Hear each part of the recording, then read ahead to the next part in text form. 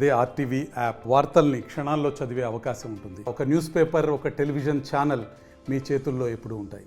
గత దశాబ్ద కాలం ఏ అధికారాన్ని అంటుపెట్టుకొని దౌర్జన్యాలతోని సామాన్య ప్రజానికపై కాంగ్రెస్ పార్టీ కార్యకర్తలపై రాష్ట్రానికి పాల్పడ్డారు. మళ్ళీ టీఆర్ఎస్ పార్టీ నాయకులు ఏదైతుందో, మళ్ళా కాంగ్రెస్ పార్టీ ముసుగులో ఏదైతుందో మన రాజ్యాధికారానికి ఎన్నికలు ప్రయత్నం చేస్తున్నారు.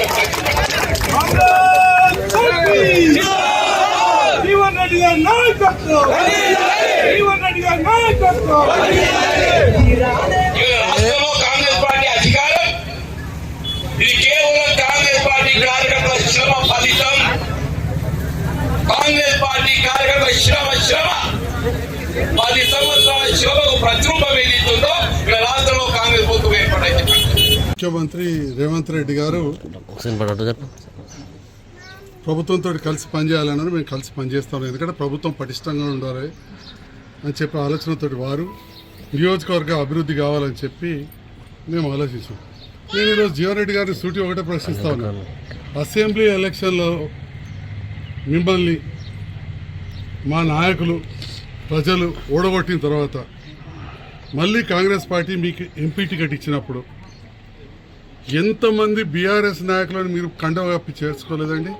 అంటే మీరు కండవ కప్పి పార్టీలో చేర్చుకున్నప్పుడు మీకు ఇవన్నీ జ్ఞాపకం రాలేదా? పాత కాంగ్రెస్ నాయకులు మా నారాయణ రెడ్డి అనేనో ఇట్లాంటి వాళ్ళందరూ పాత వాళ్ళు ఉన్నారు, మరి వాళ్ళకి ఇబ్బంది అవుతుందని చెప్పి ఆలోచన రాలేదా? 2 ఎంపీపీలను చేసుకున్నారు, మున్సిపల్ చైర్మన్ చేసుకున్నారు, దాదాపు 20 మంది పైన సర్పంచులు మీకు వ్యతిరేకంగా పనిచేసి నాకు పనిచేసిన వాళ్ళని మీరు మీ ఎంపీ ఎలక్షన్లు అప్పుడు చేర్చుకున్నారు, పిఎస్సిఎస్ చైర్మన్లను చేర్చుకున్నారు, డైరెక్టర్లను చేర్చుకున్నారు, ఎంతోమంది వివిధ కుల సంఘాల పెద్దలు చేర్చుకున్నారు. మరి అప్పుడు 2023 ఎలక్షన్లో నాకు పెద్ద ఎత్తున మద్దతు ఇచ్చిన నాయకులను మీరు ప్రభుత్వం వచ్చిందని చెప్పి మీకు అన్ని రకాల చూసుకుంటామని చెప్పి మీ ఎంపీ ఎలక్షన్లు అప్పుడు మీరు పార్టీలో జాయిన్ చేసుకోలేదా?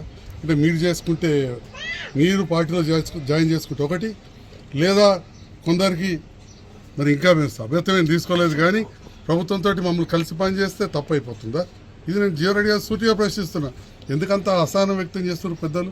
వారు ఈ వయసులో చాలా, నేను వారికి నీతులు చెప్పాల్సింది కాదు, వారే అన్నారు కొన్ని గ్రామాలలో ఇదే చివరి ఎలక్షన్, వచ్చే ఎలక్షన్ వరకు అని చెప్పి ఇక కొన్ని మాటలు అన్నారు. మరి ఇదే చివరి ఎలక్షన్ అని పోయిన ఎంపీ ఎలక్షన్లు అన్నప్పుడు మున్ముందు పార్టీ బలోపేతంగా ఉండాలని కాంగ్రెస్ అధిష్టానం ఆలోచిస్తుంది. దాంట్లో తప్పేమున్నదని నేను అడుగుతా ఉన్నా. మరిన్ని వీడియోస్ కోసం ఛానల్ ని సబ్స్క్రైబ్ చేయండి. లేటెస్ట్ అప్డేట్స్ కోసం వాట్సాప్ ఛానల్ ని ఫాలో అవ్వండి. ఆ లింక్ డిస్క్రిప్షన్ లో ఉంది.